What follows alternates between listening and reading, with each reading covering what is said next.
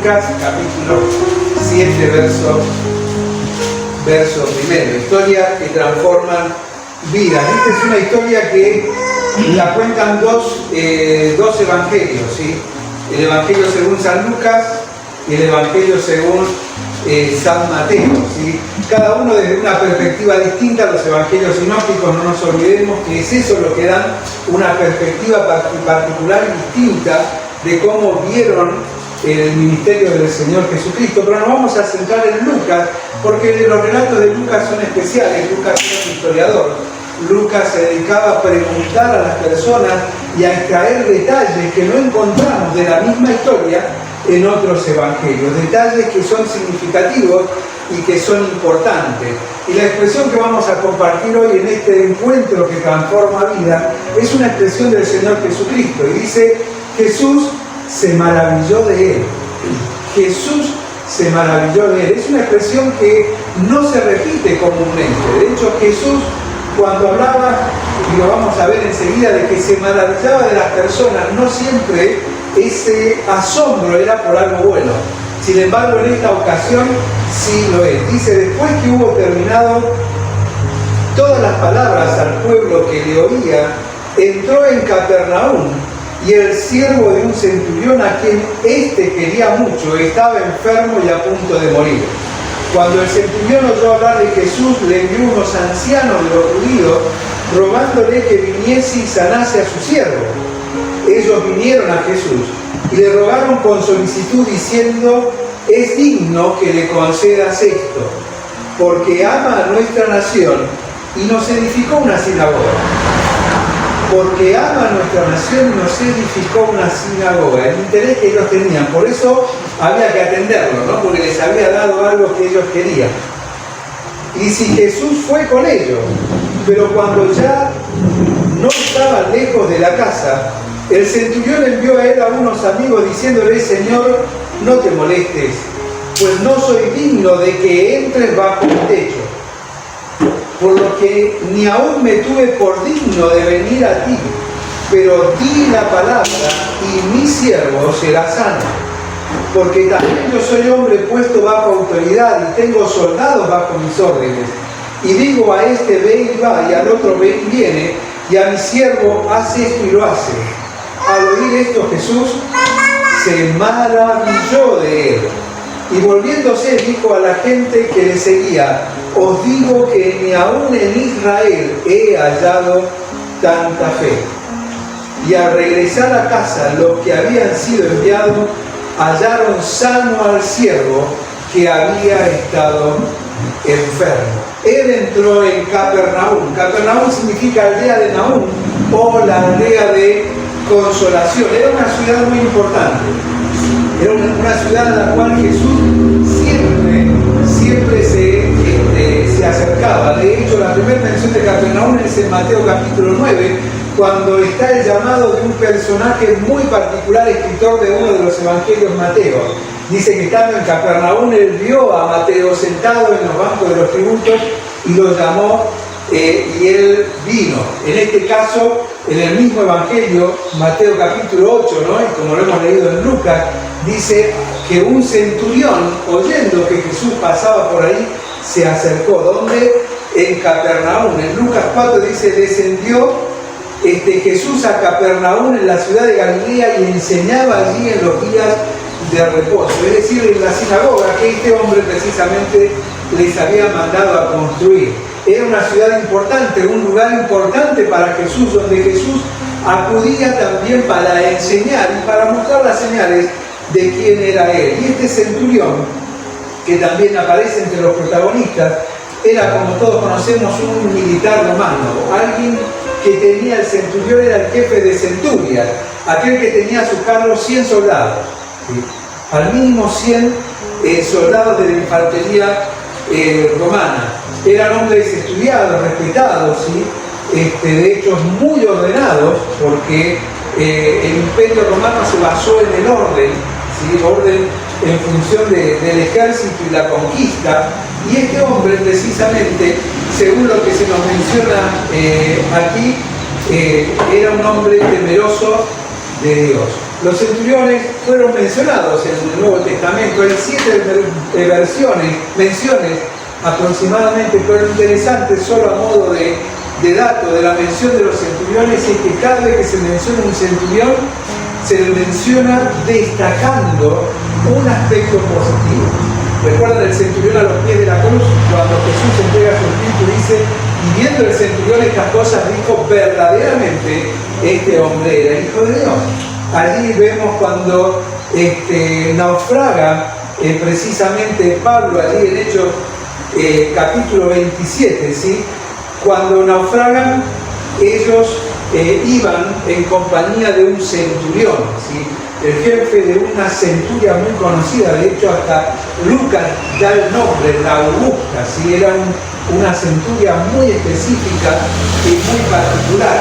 Otro centurión también mencionado con rasgos positivos fue Cornelio, allí en Hechos capítulo 10, cuando el Señor se le revela a Pedro diciendo, van a venir a buscarte, anda con él, en la casa de un centurión romano llamado Cornelio, el cual teme a Dios. Es interesante este dato porque eran hombres comprometidos con el Imperio Romano, eran hombres culturalmente bien formados, socialmente ordenados y reconocidos. Sin embargo, cuando se encontraron con el Evangelio, y en este caso cuando se encontró con Jesús, como vamos a ver, Él es transformado, es un encuentro transformador, aun cuando Él, según el relato de Lucas, no lo ve. Él no lo ve. Pero en primer lugar, para este encuentro transformador, tuvo que haber lo que siempre tiene que haber en la vida de un hombre que se acerca a Dios: una necesidad. No hay persona que se acerque a Dios si no es por una necesidad. Es triste, pero es real. Cuando necesitamos de Dios, nos acercamos a Dios. Cuando todo se soluciona, nos olvidamos. De repente aparecen los problemas y tristemente entre los hijos de Dios, ¿qué pasa cuando te aparecen los problemas? Empezás a orar de nuevo, algo que habías dejado de hacer. Empezás a leer de nuevo algo que habías dejado de hacer. Empezás a congregarte de nuevo algo que en muchos casos habías dejado de hacer. ¿Por qué? Porque está todo bien. Está todo bien. Había una necesidad, dice, mi siervo, a quien amo, está enfermo. Este centurión tenía una actitud que llama la atención para con uno de sus siervos. En realidad este siervo era su paje de armas. Y llama la atención, ¿por qué? Porque este hombre que había sido formado y era estructurado tenía bajo las órdenes del Imperio Romano que si uno de sus siervos no podía cumplir la labor a la cual se le había asignado a él, en este caso un paje de armas, él tenía el derecho legal de matarlo y pedir que le restituyesen el siervo. Ese era su derecho. Sin embargo, este hombre dice, amo a mi siervo. Había una actitud que era distinta a los demás. Había pasado algo en su interior, en su mente, en su forma de pensar. De hecho, hay muchos historiadores y comentaristas bíblicos que hablan de esta relación de amor como una relación especial, atendiendo a qué? A que precisamente en las normativas romanas para la conquista se le daba a cada centurión, a cada jefe militar, un muchachito, un adolescente, que era su paje de armas, el que llevaba las armas, el que le cocinaba y el que también eventualmente le daba placer sexual. Eso lo dicen los historiadores. Y los estudiosos de la Biblia toman esto y dicen, quizás, no lo sabemos, quizás era ese tipo de amor que lo ligaba. Era un amor que iba más allá. Iba más allá. No sabemos, pero sí sabemos que amaba de manera inusual a un siervo a quien él tenía el derecho legal de expulsarlo de su casa e incluso de matarlo. Sin embargo, en medio de la necesidad, él llama, él atiende el llamado de la necesidad buscando la solución. Decía Spurgeon, él busca una cura, pero no le prescribe al Señor el cómo o el dónde debe hacerlo. De hecho, él no pone su petición en palabras, sino ruega por el caso y deja que la tristeza hable. dice rogándole. Rogándole. ¿Qué diferencia? Con este comentario de Spurgeon me puse a pensar en cómo son mis oraciones. Porque muchas veces en medio de la necesidad nosotros le ponemos condicionamientos a Dios. Inclusive hasta ponemos condicionamientos a nuestros pastores, a nuestros hermanos, a todos los demás, de cómo deben de actuar, cómo debieran de ser o de hacer, e inclusive lo que tiene que hacer Dios para satisfacer mi necesidad o mi deseo. Esa necesidad de tener un hogar firme, de tener la familia del Señor, esa necesidad de enfermedad, como en este caso, esa necesidad económica, cualquiera sea la necesidad. Sin embargo, Spurgeon dice, no puso condicionamiento, no le dijo a Dios ni el dónde ni el qué hacer, sino que dejó que su tristeza hablase. Él le rogaba, él le rogaba, él le rogaba. Y cuando precisamente está en medio de la necesidad, hay una novedad en la ciudad, que en realidad era una novedad a la cual él estaba al tanto. Dice el verso 3, oyó hablar de Jesús. Los romanos no había WhatsApp, no había Facebook, no había redes sociales, pero sí tenían un sistema de información muy rápido y muy eficiente de todo lo que pasaba en el reino. Constantemente no volaban los WhatsApp ni los mails, pero sí volaban aquellos que tenían el deber de informar de lugar en lugar lo que estaba sucediendo en otros lugares. Es decir, la información inclusive antes de llegarle a los judíos le había llegado a él. Él conocía lo que estaba pasando en el reino, él conocía lo que estaba pasando y lo que había hecho Jesús. Él oyendo hablar de Jesús. Pero es interesante porque esta novedad que le llega a él era algo que naturalmente contradecía su pensamiento en el cual había sido formado. Él había sido formado en un pensamiento de imperio por los romanos. Sin embargo, se encontraba ejerciendo o desarrollando su función en medio del pueblo judío. Y en cumplimiento de las imposiciones del imperio, él tenía que conocer lo que pensaba, lo que creía el pueblo judío. Y es así que se encontró con la ley de Dios. Y fue impactado por el Dios de la ley. Fue impactado por el Dios de Abraham, de Isaac y de Jacob, a tal punto que dice que hizo, les edificó una sinagoga. Es decir, no sabemos si antes no había, o la que había era muy chica o se estaba cayendo a pedazos, pero era tal el interés de él, no solamente por el desarrollo social de Capernaum, sino por el desarrollo espiritual de la comunidad, que él mismo mandó edificarles una sinagoga y él conocía lo que ellos creían.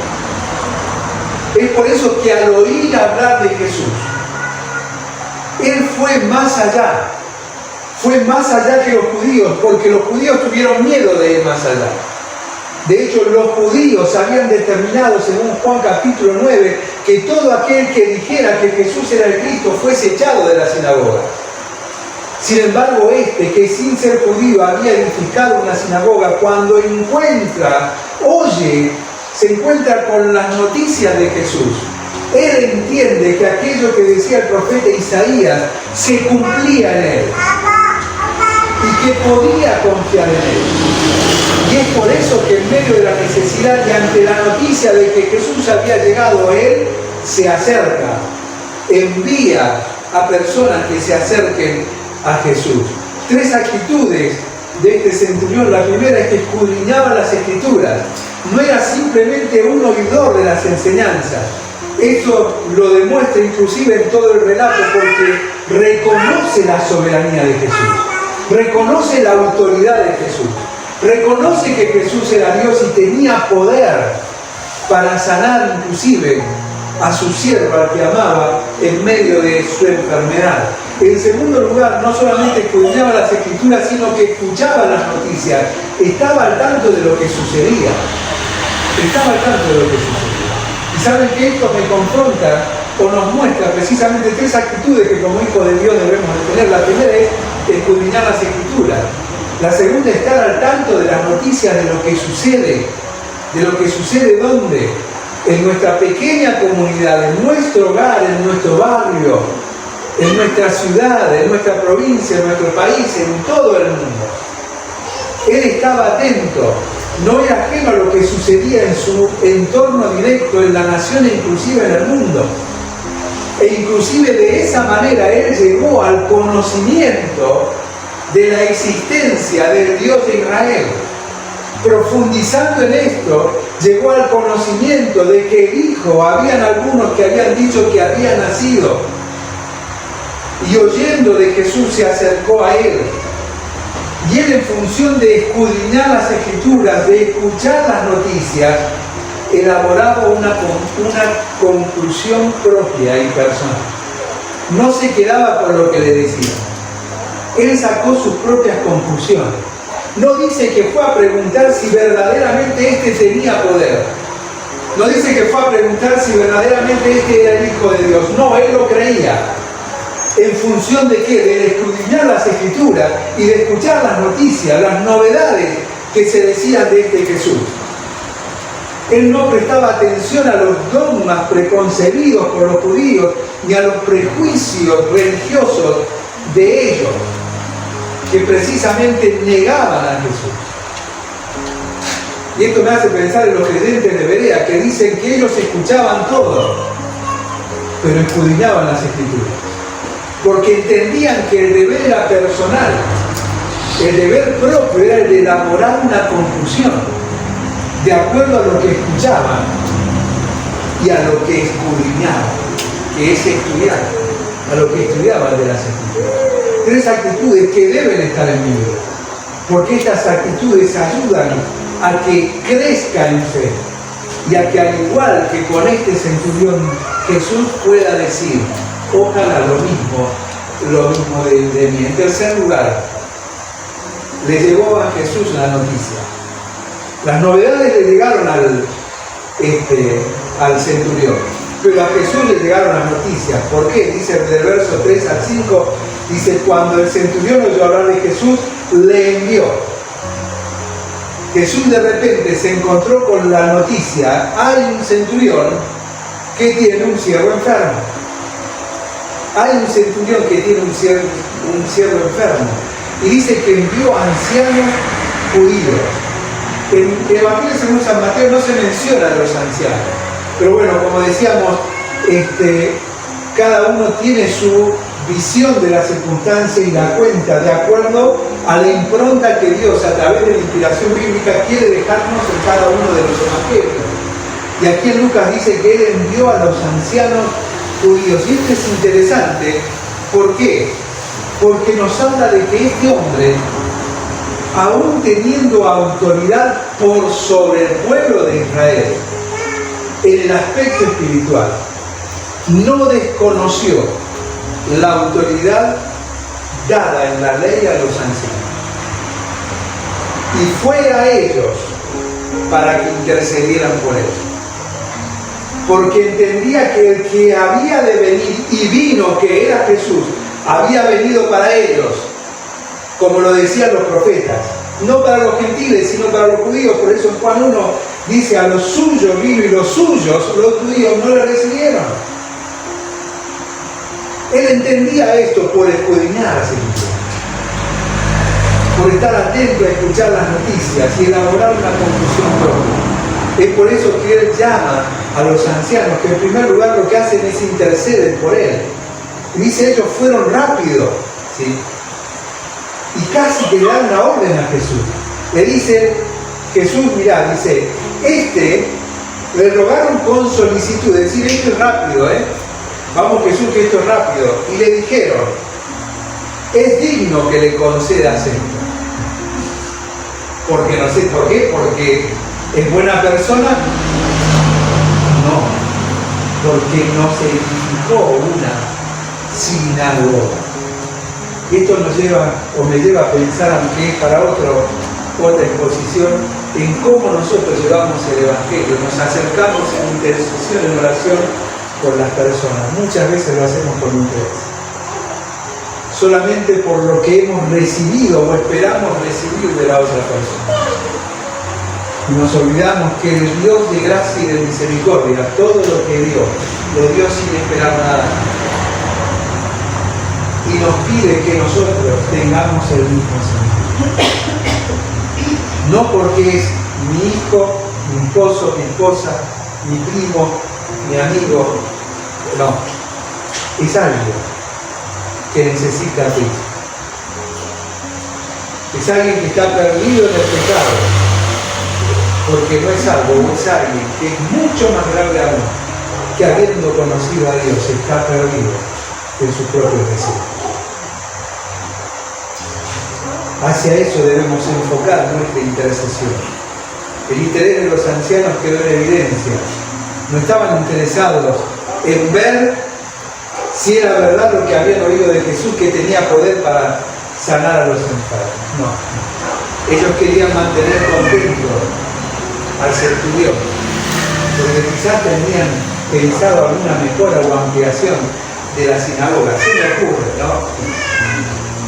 Pero este hombre, decía MacArthur, el centurión, amaba al pueblo judío y respetaba sus normas, pero fue atraído a Jesús, no por intervención de los religiosos ni de sus amigos, sino solamente por la intervención de Dios.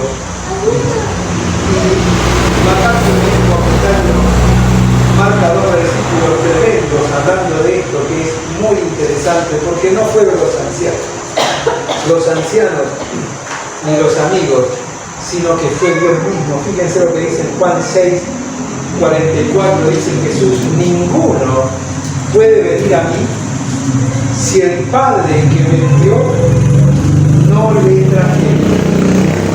Yo le resucitaré. Mortero, verso 65. Por eso os he dicho que ninguno puede venir a mí si no le fuere dado del Padre. El que atrae es el Padre, no es el hombre.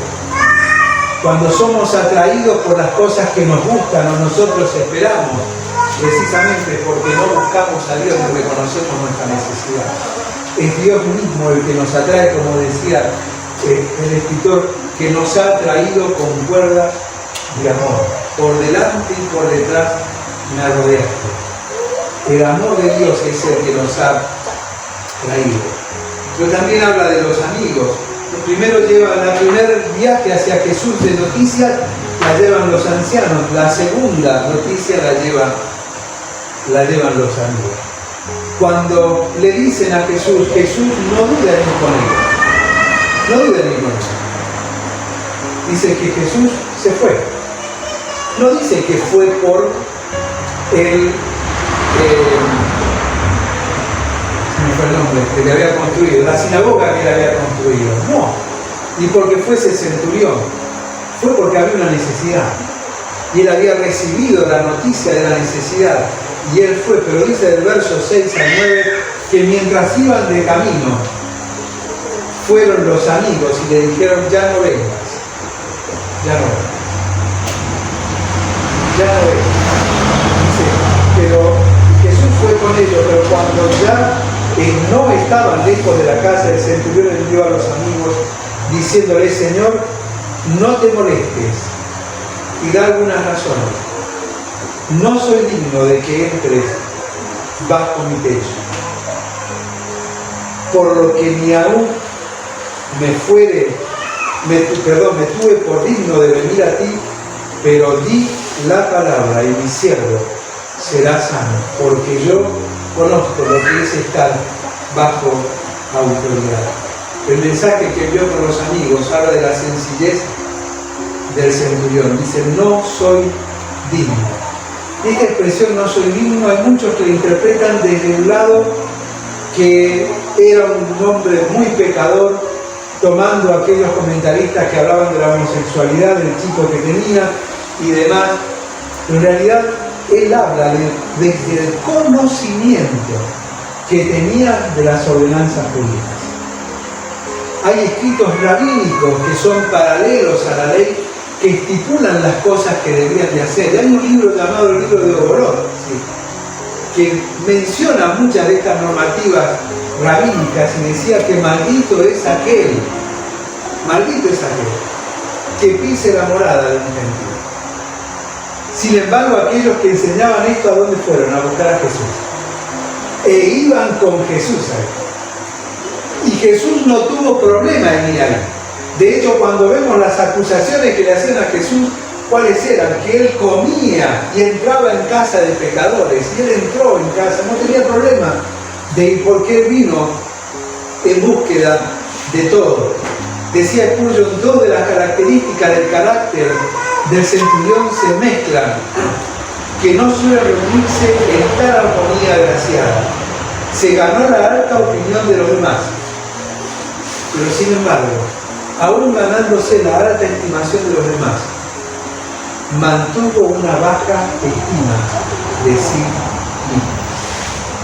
Él se sentía libre. Él se sentía libre. Podríamos trazar el paralelo con el apóstol Pablo, ni hablar con el Señor Jesucristo, ¿no?, en su humildad y en su humillación. Pero el apóstol Pablo siempre hablaba de sí como el más pequeño, el más insignificante de los apóstoles, el único.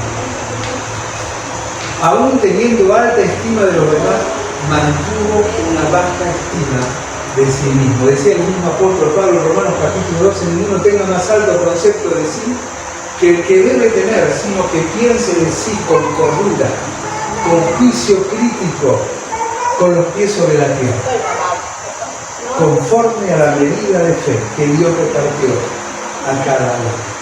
Pero sigue diciendo, no solamente hablando de la sencillez del centurión, sino del reconocimiento de la soberanía de Jesús. La soberanía reconocida por el centurión. Y le dice, di, y mi siervo sanará. Di la palabra, y mi siervo sanará. En un comentario dice que el centurión entendió completamente que el poder de sanación de Jesús no era algún tipo de truco de magia que requería que el mago estuviese presente. En cambio, él sabía que Jesús tenía verdadera autoridad y podía ordenar que las cosas fueran hechas y completadas sin necesidad de su presencia divina. Reconoció la soberanía de Dios. ¿Saben? Cada vez que yo le pregunto a Dios, ¿por qué? Le estoy quitando la autoridad y la soberanía que Él tiene. Porque la respuesta ya la sé. ¿Por qué pasado? ¿Por qué presente? ¿Por qué? Porque Él es Dios. Y Él así va a todo. Y Él está en control de todo. Y Él, aún en medio de la aflicción y del dolor y la necesidad, ha preservado nuestra vida porque tiene un propósito para con cada uno de nosotros. ¿Cuánto nos falta aprender de este gentil? Él reconocía la soberanía absoluta de Él. Hasta ese momento que apareció la necesidad, más allá de tener las novedades y de enviarle las noticias a Jesús, la fe de este centurión era conceptual. Es decir, él sabía en quién debía creer, sabía cómo debía de creer.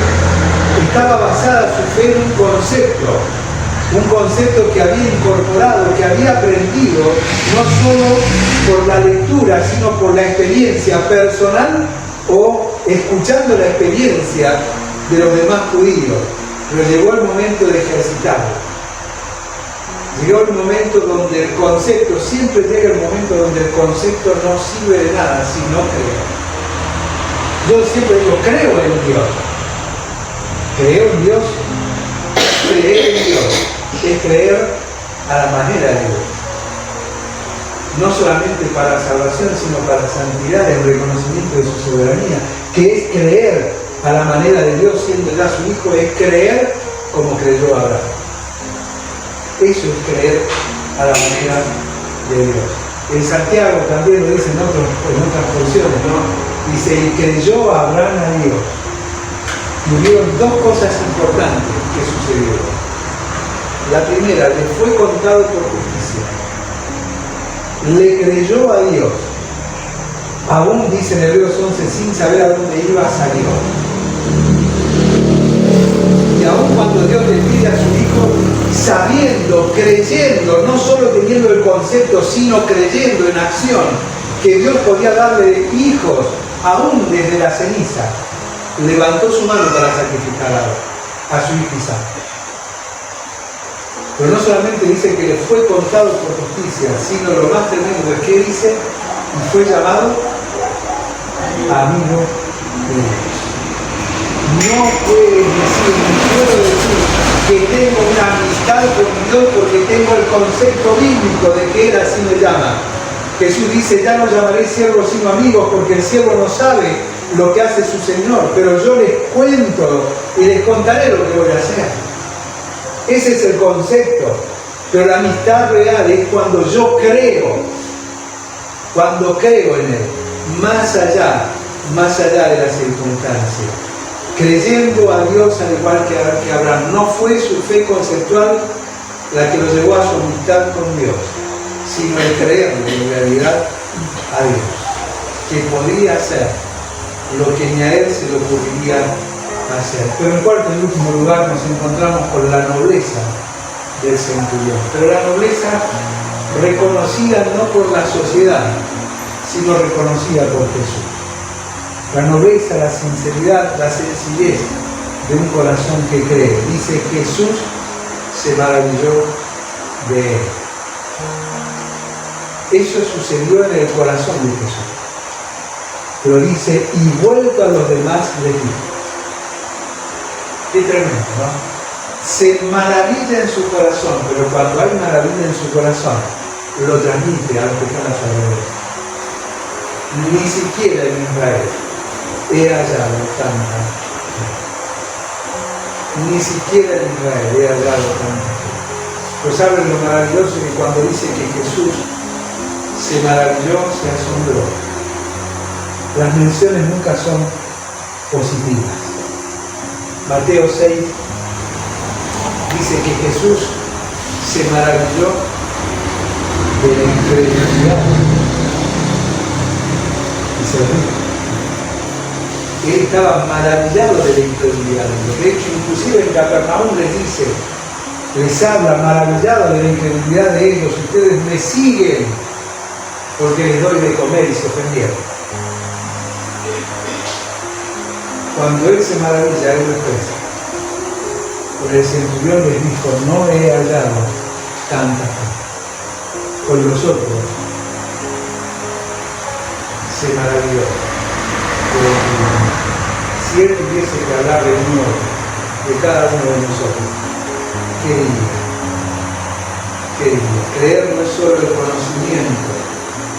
Si bien dice en Romanos 10:17 que la fe viene por el oír y el oír de la palabra de Dios, creer viene por confiar en la soberanía de Dios, más allá de los deseos o supuestos méritos personales. Es caminar de manera tal que cada paso que yo doy demuestre la consecuencia de mi creer en Dios. Santiago dice en capítulo 2, verso 17, que la fe sin obra se demuestra en cada paso que doy. ¿Cuánto creo o no en él? Y termina diciendo, al regresar a casa, verso 10, los que habían sido enviados hallaron sano al siervo que había estado enfermo. Jesús no lo tocó, Jesús no habló con él, pero Jesús nuevamente da muestra de quién era él, el soberano Dios. Jesús responde al pedido del centurión. Dice en Mateo, dice, conforme a tu fe te sea hecho, no a la fe del siervo, sino a la tuya. Conforme a tu creer, que no es en base a conceptos, sino que se demuestra a través de tu caminar, es que te responde. Dice Spurgeon, tu fe nunca va a asesinar a tu humildad. Tu humildad no apuñalará nunca tu fe, pero los dos irán siempre de la mano al cielo, como un hermano valiente y una hermana bella. Uno audaz como un león y el otro manso como una paloma. Uno regocijándose en Jesús y el otro sonrojándose en sí mismo. No hay fe sin unidad, ni hay unidad sin fe. No olvidemos lo que decía el escritor de la carta a los Hebreos en el capítulo 11, verso 6. Sin fe es imposible agradar a Dios, porque todo el que desea acercarse a Dios, dice en una versión, debe creer que Él existe y que recompensa a todos los que le buscan con